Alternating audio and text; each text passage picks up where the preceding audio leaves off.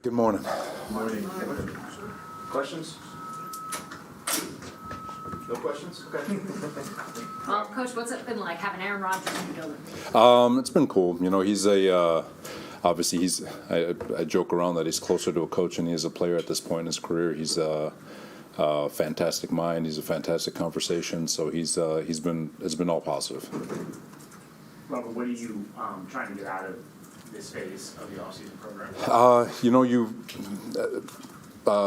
Personally, from a team standpoint, my philosophy you go back to square one: offense, defense, special teams. Go back to the very, very basics, and you're just trying to create as much continuity as possible, as quickly as possible, to implement your foundations, implement your standards, implement what you're trying to get done, and to see if you can build some momentum going into training camp. With Aaron, obviously had some background with Hackett. How much of the offense is the same as Green Bay? How much does he know, and how much does having him know some or most of it help the people around him?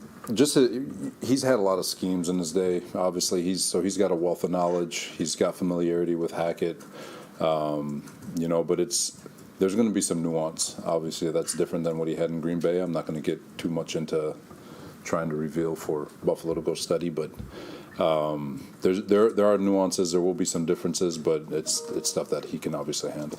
Robert, it felt like in your first 2 years here, you worked hard to kind of keep the negativity out of the building from the outside coming in. Now it's all positivity. Is it the same approach with that? No, you want all the positivity, obviously, but it doesn't. But once we kick off on Sunday or Monday night on that opener, it's the results are all that's going to matter. But to achieve the result, you just got to bring everybody back to achieve the results you want. It doesn't happen on game day. It happens today. It happened yesterday. It happens tomorrow. It happens with every breath you take in terms of how you're preparing to achieve and keep that positivity rolling. Would love to go 17-0 and cruise through the playoffs and win a championship, but you're not going to be able to unless you focus on the moment. So acknowledge the noise, acknowledge the positivity, be excited about it, because there's again, my opinion, I think 32 teams stand in front of their teams, or 32 coaches stand in front of their teams every year, talk about winning a championship, and then realistically there's maybe 6 or 8 teams that have an actual chance to do it. And I do think we are one of those teams. But none of it matters unless we do it. We take care of it today. Can you see or feel the impact that Aaron has had already with not only the team, but the receivers, stuff like that? Yeah, for sure. The amount of communication, pre-snap, post-snap, just sitting in meetings and just having them, just him being vocal about his cadence and the way he wants to operate within the offense as a quarterback, calling the signals, and the relationship he has with Hackett. Like I said, it's a very fluid, very open dialogue, which is awesome. But for sure, I think when there's getting on the same page between quarterback and receiver, there's nuance to it, because a playbook says one thing, but you might have to shave a route. You might have to do something a little bit different to get the ball to in a more efficient manner. So he's been really good in that regard. Another impact has been the schedule, in all the prime time and night games. Will that have you change kind of, adjust how you go through weeks and plan as the season goes on? For sure, the 1 o'clock game is always nice, but no, there's going to be changes. We got to stay on our toes. Obviously, going from Monday night to start the season and traveling and hitting the road on a short week to Dallas, there's going to be all kinds of curveballs, if you will. But again, it's just let the players focus on that stuff, and we'll take care of the schedule, and everything will take care of itself. How would you say the adjustment has gone with Nathaniel Hackett being the offensive coordinator? I know the system's going to be somewhat similar, but you're bringing a new coach, the guys adjusting to a new person. Yeah, it's that's the tricky part, because it is going to take time. It's you've got a lot of new faces on the offensive side of the ball, a lot of new coaches, new quarterback, a few old linemen, a couple of receivers. So there's new faces, and getting those guys to get in the same lane, if you will, and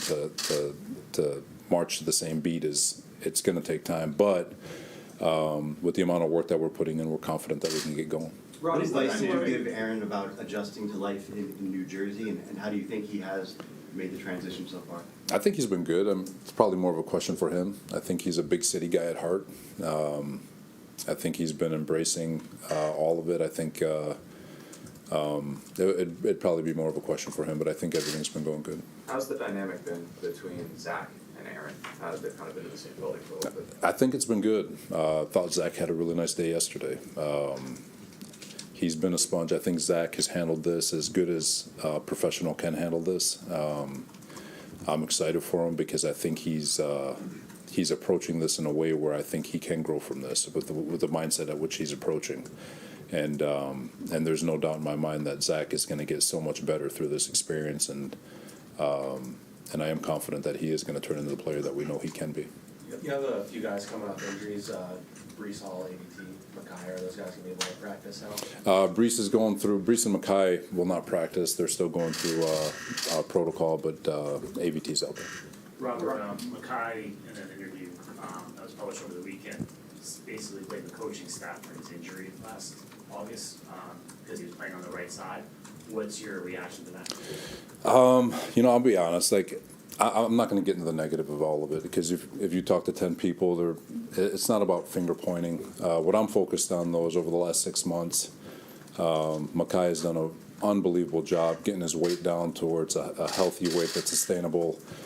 He's been available during OTAs. He's been prompt and very diligent with regards to meetings. He's in the best. I think he's in probably the best shape of his life. He's got a smile on his face and he's attacking it, and that's what's most important. Whatever happened in the past happened in the past, and it's not about finger pointing. It's just about moving forward. And if he keeps approaching this offseason the way he has, and he keeps attacking it the way he has, excited to see what he does with his fourth year. Have you talked to him about those comments? Yeah, we talk all the time. He's fine. It's like I said, he's in a really good place, and I want to keep him there. Does that change how you might use him positionally this year? No. Best five are on the field. He though has, made it very, very clear that he is a left tackle. So if you were to play him at right, have you discussed to him that he might have to play right even though he thinks he's a left? He knows. I think Dwayne Brown has something to say about it. I think Max Mitchell has something to say about it. I think the young kid Carter Warren that we drafted. Am I forgetting somebody? Who else out there? I'm sure I'm forgetting. What's that? Billy. Yeah, Billy. So the good thing is that we have a lot of really good tackles right now that are competing to be one of the five or one of the two tackles that are on the football field. So it'll be a good, healthy competition, and those who attack it with the right mindset will end up reaping the benefits. How do you handle when a player has strong feelings towards something, where his feelings are hurt by it, he's disappointed in the organization?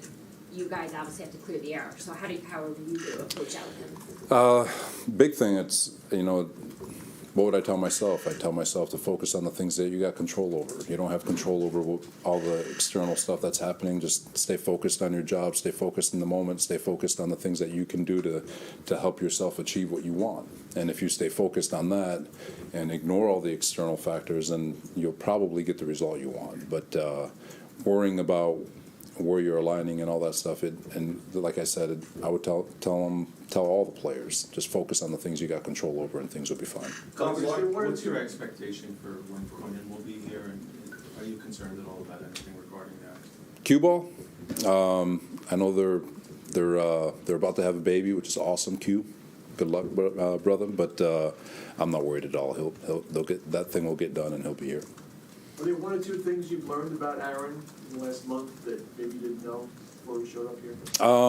Yeah, one thing in particular, I think he's one of the more thoughtful, one of the more thoughtful athletes that I've been around in terms of how caring he is about people, and the way he interacts around the building. And I'm not just talking about the way he interacts with coaches and teammates, the way he interacts with the chef, the way he interacts with equipment, trainers, the way he walks upstairs and meets all the business people. So he is a very thoughtful, kind person, and so that part's actually refreshing. Does he look to you like he's having fun? he is still a kid in an old man's body. I mean, he's having a blast. What signs do you, that tell you that? Just the way he interacts with his teammates and how comfortable he is in the building, in terms of just having communicating with people. I think he's, like I said, he's a genuine person, a very genuine person, and just watching him interact with everybody has been pretty cool.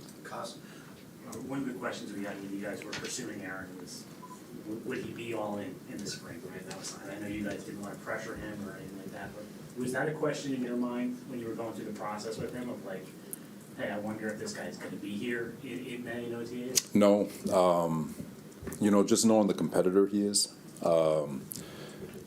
it was, in my opinion, there was never a doubt that he was going to be here. When you're making a change, you're a competitor. He wants to show well. I know he wants to have a good season, just like we all do. And he's a pro. He knows that in order for him to be his best, he has to help everybody around him be their best.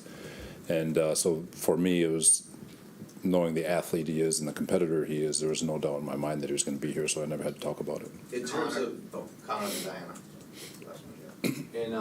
In your opinion, what's your takeaway on this new quarterback rule, the third quarterback, emergency quarterback thing? I mean, are you for it, and if so? Yeah, it's long overdue, especially with the concussion protocols being so aggressive, which is warranted. The whole league was playing with fire a year ago, and so I'm glad they got it fixed. Coach, you hear the term, quarterbacks of Rodgers level holds everybody accountable, coaches, players, everyone in the building. Can you give an example of what he's been doing to just do that already, where he's made that kind of impact of accountability on his team? You know what? So far it's communication. I think, and this is where I appreciate him. He's not. The expectation is that we all get on the same page as quickly as possible, but we've only been going for a couple of days, so there's mistakes being had on the football field, and so there's no jumping bones. It's just more, hey, let's get on the same page, let's do it again, let's repeat that play, whatever we have to do, and that's coming from Hackett too, so, but eventually there's going to be a breaking point where the expectation is we should know this, and I think that's going to come all the coaches, players, all of us knowing that's going to happen, but the amount of communication pre and post snap with the players, with the O-line, with all the different skill guys, talking with coaches. I think everyone was working really hard to get on the same page. Thanks, everyone. All right, thanks, guys.